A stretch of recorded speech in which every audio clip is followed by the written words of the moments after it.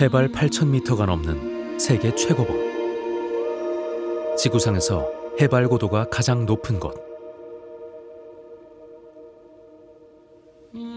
삶과 죽음, 희망과 절망이 한 곳에 뒤엉켜 있는 히말라야.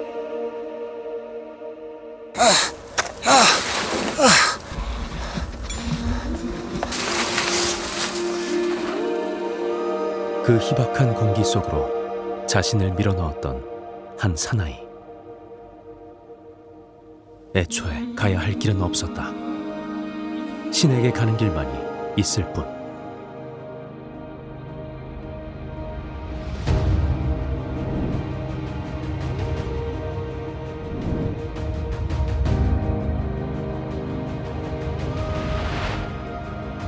세계 최초 16좌 완등의 대업을 이루다. 엄홍길. 경상남도 고성에서 태어난 엄홍길은 3살 때 상경. 의정부 원도봉산 골짜기에서 성장기를 보낸다.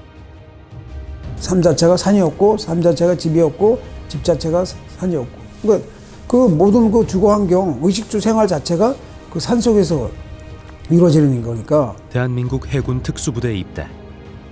혹독한 UDT 훈련을 견뎌내며 무서울 것 하나 없었던 그는 1985년 25살의 나이에 신들의 영역이라 불리는 히말라야에 자신을 밀어넣게 된다. 이제 막 자신감도 생기고, 이제 어쨌든 두려움도 없는 거예요.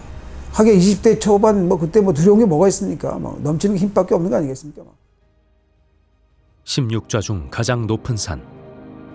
그의 첫 도전은 눈의 여신 에베레스트였다. 고산증과 악천후, 비오듯 쏟아지는 얼음과 돌덩어리, 엄습해오는 죽음에 대한 공포는 그의 용기와 자신감을 산산조각 내고 만다. 그리고 이듬해 겨울, 한계를 넘어서기 위한 2차 도전. 정상을 목전에 두었지만 가족 같은 동료 셰르파를 잃는 예기치 못한 사고가 발생하게 되고, 그는 자신의 의지와 힘만으로는 도저히 넘어설 수 없는 한계가 있다는 것을 깨닫고 만다. 그때는 정보도 약하고 교통도 안 좋고 또 장비도 좀 빈약했고 여러 가지 여건이 그렇게 넉넉하지 않아서 실질은 이 히말라야라는 데는 지구상에서 가장 냉혹한 그런 옷입니다. 내가 남을 도와주려도 도와줄 수가 없어요. 그럼 내가 죽으면서도 도와줄 수 있는, 그 사람을 살릴 수 있냐면 살릴 수가 없어요. 다 죽는 거예요.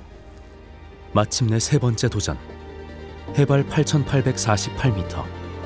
지구상에서 가장 높은 곳 에베레스트에 태극기를 꽂는다.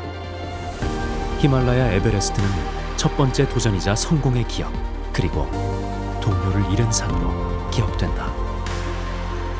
그의 거침없는 행보는 계속된다.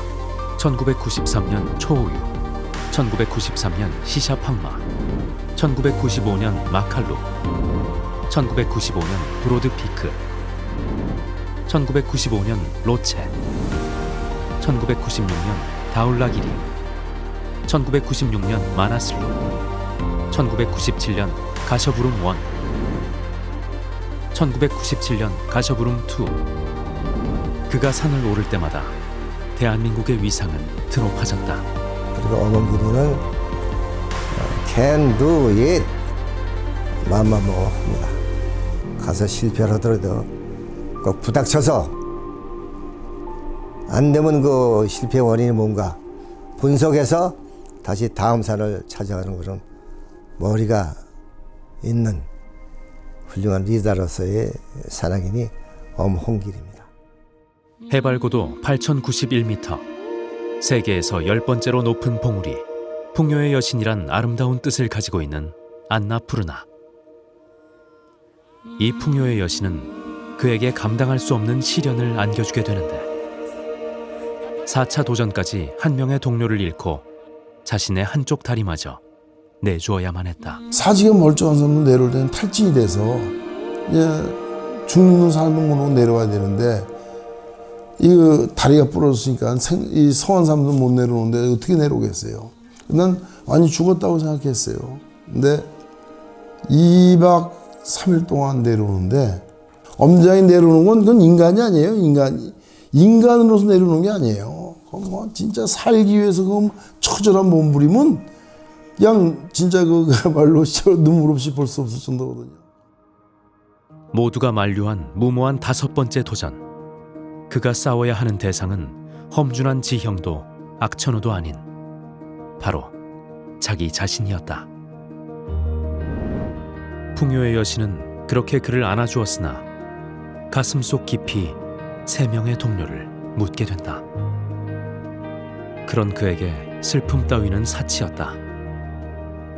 먼저 떠난 동료들과 했던 14좌 완등의 약속을 꼭 지켜야만 했기 때문이다. 위기 상황에 처했을 때 그때마다 저는 이제 막 동료들의 이름을 막 주무처럼 외워요. 그게 습관이 됐어요. 막 예를 들어서 뭐 10명 동료 이름만 술든들이지 박병태 나트세팔 지원욱이 까미들이지 한덕위 현명은 다다운 박준영 선생이 막 이런 막 주무처럼인데 정상을 위해서 꿈을 위해서 나도 같이 함께 오는 것이다. 그래 나에게 힘을 달 용기를 달라. 그리고 2000년 K2 정상의 태극기를 꽂으며 히말라야 14좌 완등의 쾌거를 이룬다.